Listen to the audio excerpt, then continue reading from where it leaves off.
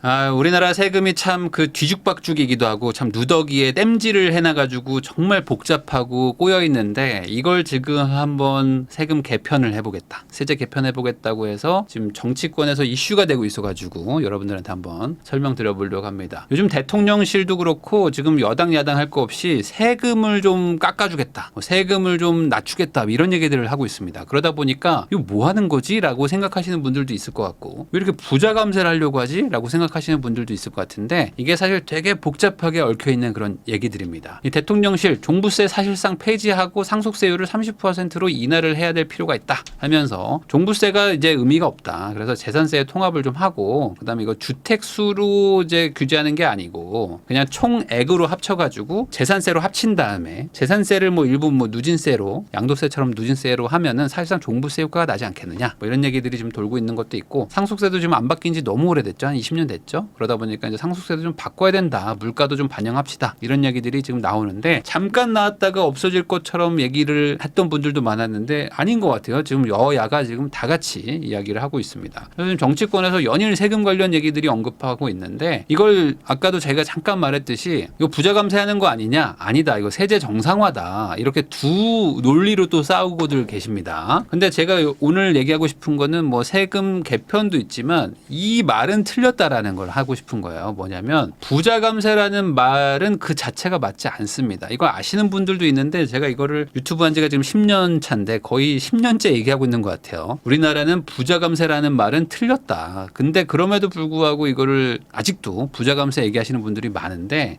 이건 아니다. 왜 그러냐? 우리나라 이제 국세 수입을 보면요. 기타 세금이라고 해서 요게 뭐 잡다한 것들이 막 들어가 있습니다. 근데 이런 것들 다 빼고 크게 봤을 때 우리나라는 이제 세계 3대 세금이 있습니다. 이 소득세가 있죠. 우리나라가 이제 근로소득세 뭐 이런 거 있죠. 이래가지고 번 돈에 대해서 이제 기본적으로 내는 세금. 그다음에 이제 법인의 소득세죠. 법인세가 있고요. 그다음에 부가세가 있습니다. 우리가 이제 뭐 먹을 거 밥을 먹으면은 영수증 보면은 10,000원짜리 먹으면은 뭐 900 몇십 원이 부가세로 붙어 있잖아요. 이것처럼 이제 부가세, 법인세, 소득세가 이제 3대 세금인데 이 3대 세금의 구성을 보면요. 우리나라는 극단적으로 부자만 세금 내는 나라입니다. 그러니까 부자만 세금을 내는데 부자 감세라고 하면 말이 안 맞는 거잖아. 아니 세금 내는 게 부자밖에 없다니까요. 부자만 세금 내는데 그럼 감세는 다 부자 감세지. 뭐가 부자 감세 아닌 게 어디 있습니까?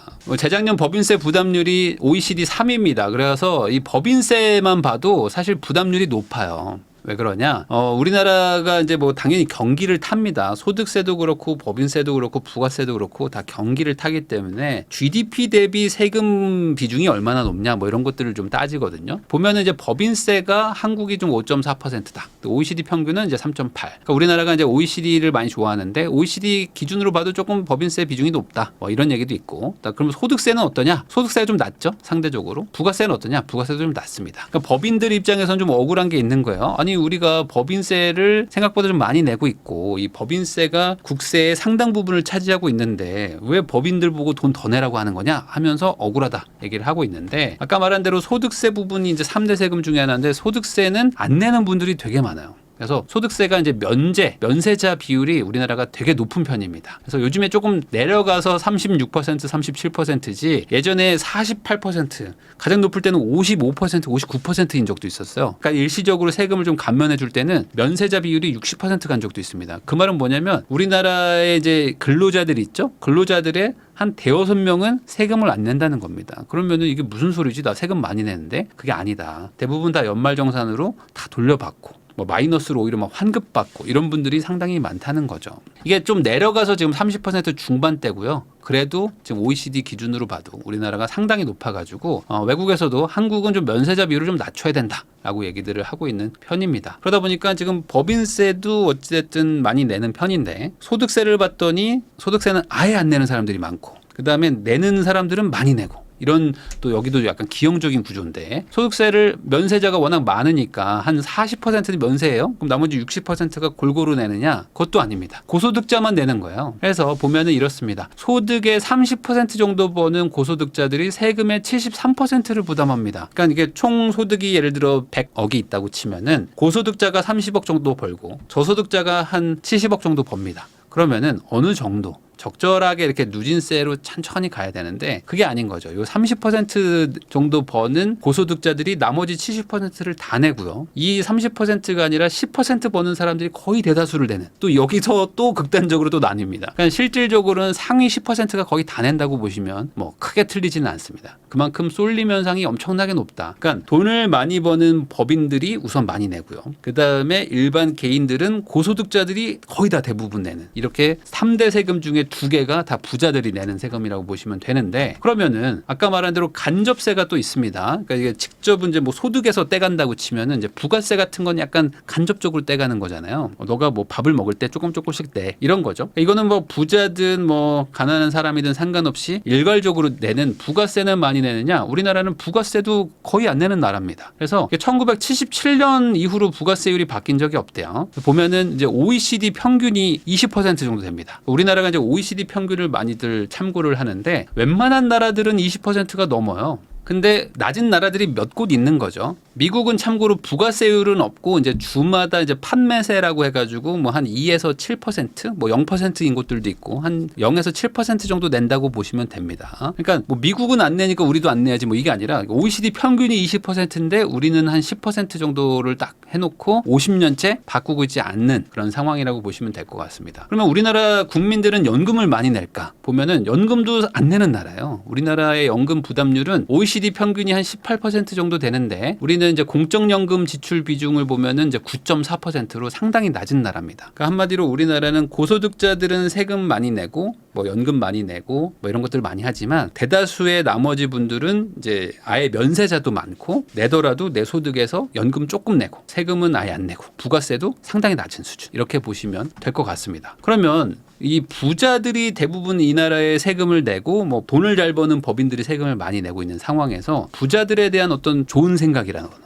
아니면 부자들을 뭔가 뭐 존경한다거나 뭐 이런 분위기가 있을까를 보면은 그런 것도 아닙니다. 부자들 비호감 비율이 8년 만에 늘었다고 하는데 보면은 부자에 대한 존경도나 부자를 존경하지 않는 이유를 보면은 한 74% 정도가 부자를 좋게 생각 안 해요. 부자들의 노력을 인정도 하지 않고 존경도 하지 않는다가 20%나 되고요. 부자들의 노력을 인정은 하지만 뭐 존경을 할 필요가 있는가? 라고 생각하는 분들이 한 54% 정도 됩니다. 근데 이분들의 거의 대다수가 세금을 안 내거든요. 그러니까 세금을 내지 않는데 세금을 내가지고 국가의 어떤 시스템을 운영하는 사람들을 존경을 할 필요는 없지만 인정을 안 할 필요가 있을까라고 생각하면 좀 이건 좀 아니지 않나. 자, 그럼 존경하지 않는 이유는 뭘까를 보면은 사회적 특권의식이 많고 부를 사회에 환원하지 않고 불법 탈법으로 부를 모았고 금수저를 물고 태어났음. 근데 세금은 다 이 사람들이 낸단 말이죠. 그러니까 우리나라의 군대, 경찰, 소방관, 뭐 공무원 뭐 할 거 없이 이런 국가 시스템을 운영하는, 하다못해 이제 보도블록을 가는 것도 이제 대부분 이제 부자들이 세금을 내 가지고 이걸 갈아주는데 이거에 대해서 국민의 한 70%, 그러니까 거의 대다수죠. 거의 대다수는 야, 부자들 네가 나한테 해주는 게 뭐가 있지라고 생각하는 거는 좀 아니지 않나. 그러다 보니까 이제 부자들이 뭔가 인정도 못 받죠. 거기다가 이제 부자가 되면은 세금도 많죠. 그래서 이걸 어떡하지 하는데 그래도 내가 열심히 살아가지고 우리 애한테 뭐 돈도 좀 주고, 보통 이제 열심히 사는 이유는 우리 가족이 조금 더 잘 먹고 잘 살았으면 하는 마음으로 이제 하는 건데 여기에 상속세랑 증여세가 이제 세계에서 최고 수준입니다. 그러다 보니까 고생해서 욕 먹어가면서 돈 벌었더니 한 절반은 주고 절반은 국가한테 주고 가세요라고 해버리니까 나 못하겠다 해가지고 이민 가는 사람들이 지금 많아졌습니다. 그래서 국가별 순자산 100만 달러 이상 소유 부자들의 이민 현황을 보면은 중국이 13,000명, 그다음에 한국이 800명 정도 되는데 이 한국에서 부자들 별로 많이 안 가네라고 생각할 수도 있는데 아니죠. 이 중국 인구가 우리나라의 거의 30배 정도 됩니다. 여기서 30배를 곱해봐요. 그러면은 24,000명 정도 되는 거죠. 그러니까 중국의 거의 2배 수준으로 지금 한국인들이 나가고 있다라고 보시면 됩니다. 근데 이 사람들이 10억만 가져가는 게 아니죠. 뭐 30억, 50억, 100억, 200억씩 들고 나가는 분들이 아무래도 상속세, 증여세 고민이 많기 때문에 이런 분들이 나가는 게 마냥 좋은 건 아닌데 또 이렇게 나간다고 하면은 그래 가라, 빨리 가라 뭐 이렇게 말하시는 분들도 엄청 많아요. 그러면은 이제 남아있는 사람들이 세금을 낼 의사가 있는가를 보면은 뭔가 우리나라 미래의 희망이 보일 수도 있는데 이 여론조사를 보면요, 세금 내는 건 또 싫어합니다. 그래가지고 국가 채무에 대한 인식을 보면은 위험하다, 우리나라 채무가 위험하다고 생각하는 사람들이 60%가 넘어요. 근데 그러면 이 재정이 지금 문제가 있다고 생각하면은 지속 가능성을 위해서 조금 납세를 더 하실 의향이 있나요? 라고 물어보면 갑자기 확 바뀌어. 확 바뀌어가지고 아니요 저 절대 내기 싫은데요가 11%. 이 사람들은 아마 이미 많이 내고 있는 고소득자일 수도 있을 것 같고요. 저는 좀 빼주시면 안 됩니까? 라는 게 24%. 저는 안 내고 싶은데요 24%. 그다음에 뭐 내든 안 내든 잘 모르겠는데 한 35%. 갑자기 소극적이 돼. 저는 내겠습니다. 매우 찬성하겠습니다. 이런 사람들이 한 30% 정도 됩니다. 그래서 세금을 내는 걸 되게 싫어합니다. 근데 또 조사를 해보면 보건복지 지출을 늘려야 된다는 답변은 또 많아요. 이거 누구 돈으로 내라는 거야? 라고 얘기하면은 부자들 돈을 내야죠. 부자들이 세금을 더 내야죠. 라고 답변하는 분들이 많다. 그러다 보니까 이 정치권에서도 지금 심각성을 인식은 하고 있어요. 뭐냐면 우리나라 국민들은 세금을 더 걷어가지고 복지나 뭐 이런 지출을 좀 했으면 싶어 하는데 나한테 걷지는 마라고 하는 되게 그 극단성이 있는 국민들입니다. 거기다가 실제로 안 내는 사람들이 너무 많아요. 근데 이 사람들한테 5만 원, 10만 원이라도 거들려고 그러면은 뭐 결사반대하는 분들이에요. 아까 말한 대로 부가세도 우리나라는 되게 OECD에서도 낮은 편인데 부가세를 올린다? 그럼 막 극렬한 반대가 일어나는 나라입니다. 그러다 보니까 이거 어떡하지? 하는데 아까 말한 대로 이 보편적 증세, 그러니까 너무 안 내는 사람들이 많으니까 이 사람들을 좀 줄여야 된다. 면세자도 좀 줄이고 그다음에 저소득층도 세금을 좀 걷어야 된다라고 생각을 하더라도 이게 너무 막히는 거예요. 왜냐하면 민주주의이기 때문에 나한테 세금을 걷어? 그럼 난 너한테 표 안 줘. 이렇게 해버리니까. 그래서 이 보편적 증세가 너무 어렵다. 그런데 지금 나가는 건 막아야 된다. 왜냐하면 지금 중국보다도 어쨌든 비율이 많단 말이에요. 거기다가 이제 시작이라고 볼 수도 있거든요. 앞으로 이제 50년대생들이 가장 자산이 많은데 이 세대가 이제 사망하기 시작하면은 상속증여 문제들이 되게 커질 겁니다. 그러면은 해외 탈출을 하려는 시도가 더 늘어날 거예요. 그렇게 되면 이제 국가적으로 이제 국부가 막 유출되기 시작하니까 이거 어떡하지? 요거라도 좀 막아야겠다라고 생각해서 지금 상속세 뭐 이런 얘기들이 나오고 있는 거라고 보시면 됩니다. 자, 여야 당적을 떠나가지고 상속세 완화에 대해서 다들 좀 공감하는 분위기다. 그래서 100명을 조사를 해봤대요. 우리가 이제 당선자가 300명인데 그중에 100명이니까 사실상 이제 대표성이 있다고 보면 되겠죠. 보면은 이제 상속세를 좀 완화해야 된다라고 하는 데가 한 48% 정도. 현상 유지는 요로 갈 수도 있고 요로 갈 수도 있는 거죠. 그러니까 강화를 해야 된다라는 사람들도 25%가 있긴 한데 더 강화하기는 쉽지 않지 않을까. 라고 보이긴 하지만 어쨌든 완화 기조가 조금 늘어났습니다. 그래서 이번에 한번 바뀔 가능성도 있을 것 같기도 해요. 거기다 아까 보편적 증세를 또 하기는 해야 됩니다. 이게 워낙 편중돼 있다 보니까 세금을 안 내는 사람들한테 세금을 조금이라도 좀 걷긴 해야 되는데 이거 어떡하지? 그래서 이제 정부도 고민을 할 거 아닙니까? 그래서 세금을 아예 안 내는 사람들한테 세금을 내라고 하면은 반발이 너무 심하니까 야 그럼 우리 다 같이 내자라고 약간 틀은 거지. 그래서 부자도 내는 세금, 가난한 사람도 내는 세금 중에 하나가 이 간접세, 이 부가세죠. 부가가치세는 그냥 먹을 거 살 때 내는 거니까 뭐 물건 살 때 내는 거니까 그러면은 요 부가세는 뭐 돈 아껴서 안 쓰는 사람들은 안 내는 거고 뭐 소비를 많이 하는 사람들은 부가세 많이 내는 거니까 부자들은 더 많이 낼 거 아닙니까? 그러니까 이제 부가세를 한번 올려볼까 해서 약간 그 눈치를 좀 본 거예요 정부가. 그래서 아까도 잠깐 제가 보여드렸듯이 잠깐만 우리나라 사람들이 OECD 좋아하니까 OECD 국가 평균으로 봤을 때 부가세가 19.5%란 말이에요. 그럼 우리나라도 한 플러스 5% 한번 올려볼까? 왜냐면 이거 5%만 올려도 세금이 수십조가 거치거든요. 그러니까 요거 한번 올려가지고 보편적 증세를 한번 해봐야지. 왜냐면 요거 20%까지 가는 건 좀 쉽지 않잖아요. 처음에. 그러니까 15%를 한번 올려볼까라고 말을 꺼내보려고 하는데 어떻게 되죠? 반응이 장난 아닙니다. 부자 세금, 법인세는 깎아주고 부가세 올리는 순간 정권은 끝장난다. 부가세 그거 올리는 순간 너네 정권 개박살난다. 하는 댓글들이 엄청 많아요. 그러니까 이거는 여론조사를 안 해봐도 결과는 이미 알 수가 있죠. 그나마 지금 상속증여세는 공감대가 조금 형성이 되고 있어요. 왜냐면은 뭐 언론에서도 그렇고 삼성에서도 막 12조 내고 넥슨에서도 6조 내고 이런 것들이 막 나온 것도 있고 실질적으로 상속세를 부담해야 되는 분들도 늘어나고 있습니다. 거기다가 이제 상속증여세가 가장 문제라고 보는 게 이제 이중과세 논란인 거죠. 왜냐면은 이제 부자가 돼가지고 돈 좀 내세요라는 분들도 많지만 아까도 말씀드렸듯이 우리나라는 부자들만 세금을 내는 나라인데 부자들이 계속 돈을 냈단 말이지. 세금을 쭉 내고 남은 돈을 가지고 자산을 뭐 샀는데 자산 살 때 세금을 안 내는 나라도 아닙니다. 자산을 살 때 세금을 내요. 소득세 내가지고 저축을 열심히 한 다음에 여기서 취득세도 내죠. 취득세 내가지고 집을 사가지고 가지고 있다고 종부세를 막 내죠. 그래서 막 세금도 막 냈습니다. 그다음에 요거에서 이제 가지고 계시다가 이제 할아버지 할머니가 돌아가시면은 야, 이 부자니까 상속한다고 세금을 때리는 나라란 말이에요. 그러니까 이게 지금 이중과세냐 아니냐에 대해서 계속 논란이 있지만 사실상 다 같이 보편적 증세를 하고 있다면은 그래 조금 더 낼 수도 있지라고 생각할 수도 있지만 지금은 너무 극단적으로 편향돼 있다 보니까 아니 내가 지금까지 다 냈는데 여기서 또 내? 하니까 이제 사람들이 이제 이민을 가는 거죠. 그래서 지금 현행 상속세 과세 체계가 워낙 옛날 것이기도 하고 과세 표준도 너무 낮아요. 그러다 보니까 보니까 예전에 압구정 현대아파트가 뭐 10억도 안 할 때 그럴 때 기준을 가지고 지금은 막 40억, 50억 하는데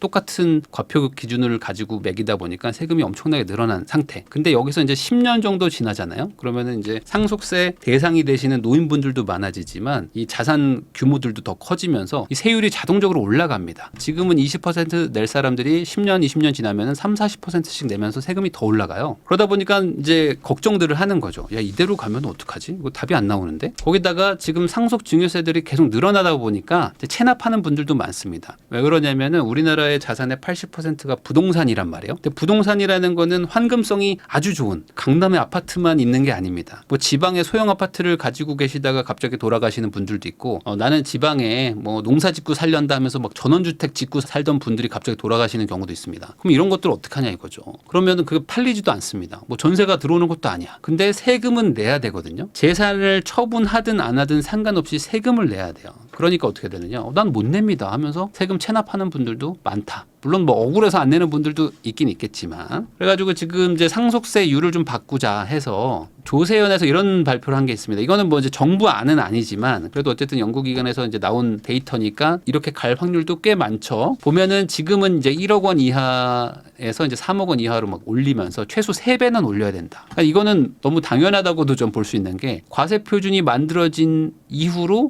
GDP가 3배가 늘었다 이거예요. 그러면은 단순히 생각해도 세금 기준을 3배를 올리는 게 맞는 거 아니냐. 이 기준을 안 올리는 거는 이 물가상승률 전혀 반영하지 않는다는 건데 그건 좀 아니지 않느냐라고 해서 요거 3배 좀 올리고 세율도 50%는 너무 세다. 이걸 좀 낮추자 해서 최대 30% 정도면 어떨까라고 이제 좀 조정을 한다는 거죠. 이렇게만 돼도 세금이 좀 많이 줄어듭니다. 한 반 이상 줄어듭니다. 그래서 이런 거에 대해서 지금 여야가 좀 공감을 하고 그다음에 이제 그 이민이나 뭐 탈출 러시 이런 것들이 실제로 일어나면은 뭐 인터넷 댓글들은 그래 떠나라 갈 사람들은 가야죠 뭐 크크크 이러고 있지만 실제로 그렇게 댓글 다는 분들이 내는 세금은 거의 없고요. 떠나는 사람들이 내는 세금이 훨씬 많기 때문에 이 예산을 운영을 해야 되는 국회 입장에서 는 골치가 아픕니다. 그러다 보니까 이 사람들을 떠나지 않게 하기 위해서 지금 상속세, 증여세 이런 것들을 좀 바꾸려는 움직임이 생각보다 좀 빠르게 생기고는 있다. 자, 거기다가 이제 이런 것도 있어요. 아직은 얘기가 안 나오고 있는데 아마 조만간 소득세도 조금 얘기가 나오지 않을까. 특히 이제 유자녀 혜택을 좀 높이는 쪽으로 가지 않을까 생각이 드는데 요거는 아직 언급은 안 되고 있지만 아마 이렇게 추진하지 않을까 저의 그냥 개인적인 생각입니다. 왜 그러냐면 이 세금 제도가 생각보다 이 사회 문화 전반을 많이 바꾸거든요. 근데 이 유자녀 혜택이라 게 우리나라는 되게 없어요. 그래가지고 아이를 낳는 거 대비 안 낳는 게 금전적으로 많이 이득인 상황이 되어 있습니다. 그렇게 되면은 당연히 아이를 안 낳죠. 자연스럽게 국가가 그렇게 유도를 하는 거거든요. 근데 이거를 바꾸면 또 반대로 아이를 낳는 거로 유도가 될 수도 있습니다. 왜 그러냐면 지금 많은 분들 다 아시겠지만 저도 뭐 초등학교, 중학교, 고등학교 때 뭐 그 학원을 다녔었는데 요즘 아이들은 더 하죠. 그러니까 요즘은 그냥 당연히 다닙니다. 그래서 초중고생 사교육 참여율이 80%입니다. 근데 이 80%라는 건 뭐냐면 아예 그냥 나는 대학 안 갑니다 하는 아이들도 있을 거 아니에요. 그런 아이들도 꽤 있습니다. 대학 진학률이 100%가 아니니까. 그리고 학원 가는 게 무의미하다. 아니면 학원 갈 돈이 없어요 라는 아이들도 있으니까 그런 아이들 몇몇 빼고는 웬만하면 다 학원을 다닌다는 겁니다. 그 말은 뭐냐. 80% 정도가 한다는 거면 이거는 사실상 준조세와 마찬가지다. 그러니까 우리가 그냥 교육세라는 개념으로 학원에다가 지불을 하고 있는 거죠. 공교육에서 받는 교육 서비스로는 모자라기 때문에 학원을 보내는데 국민의 80%가 학원을 보낸다는 거는 사실상 이건 세금인 거죠.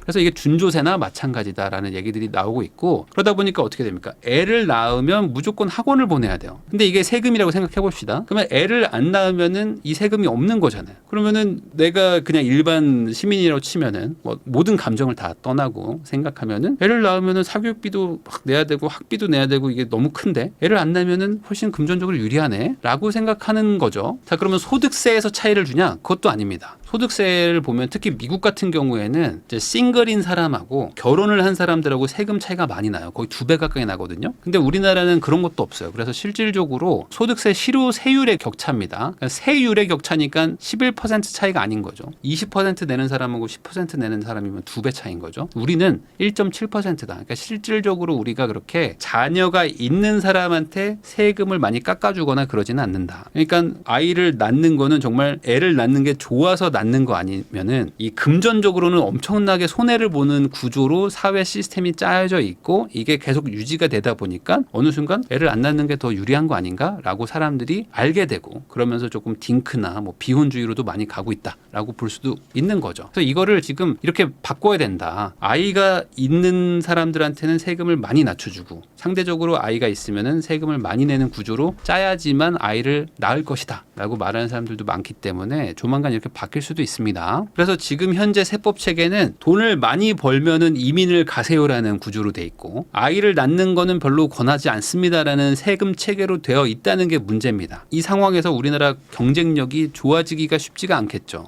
돈을 많이 벌면은 더 이 나라에 살고 싶고 이 나라에서 뭔가 돈을 쓰고 싶고 하게 만들어야지 이 돈이 계속 쌓여 나갈 텐데 오히려 돈을 벌면은 좀 나가시죠. 뭐 싱가포르나 뭐 미국이나 캐나다로 이민 가시는 거 어때요라고 권장을 하는 나라라는 거는 잘못된 세법 체계라는 겁니다. 거기다가 아이를 안 낳는 거를 권장하는 세법 체계일 수도 있다는 거죠. 지금 같은 구조라면은 아이를 안 낳는 게 낳는 것보다 훨씬 유리하니까. 그래서 이런 것들까지 고려하면은 앞으로 이제 국가가 어떻게 합의를 할지 모르겠지만 국가 경쟁력이 약화되는 방향으로 가는 거는 좀 지양해야 되지 않을까라고 생각도 하고 이런 식으로서 방향이 좀 바뀌어가지고 좀 합리적으로 세금이 뭐 증세되거나 한다면은 뭐 충분히 내도 되지 않을까. 그게 결국에 이 나라를 유지하고 이 나라가 조금 더 잘 살게 돼가지고 우리 자녀, 뭐 나의 노후가 조금 더 편안해지고 보장받을 수 있다면은 그럴 때 기꺼이 내지 않을까라는 생각도 좀 한번 해봅니다. 너무 극단적으로 누군 내고 누구는 안 내고 누구는 무임승차하고 누구는 뭐 몇 명의 세금을 다 내고 이렇게 하는 것은 시스템이 유지되지 않는다라고 생각합니다.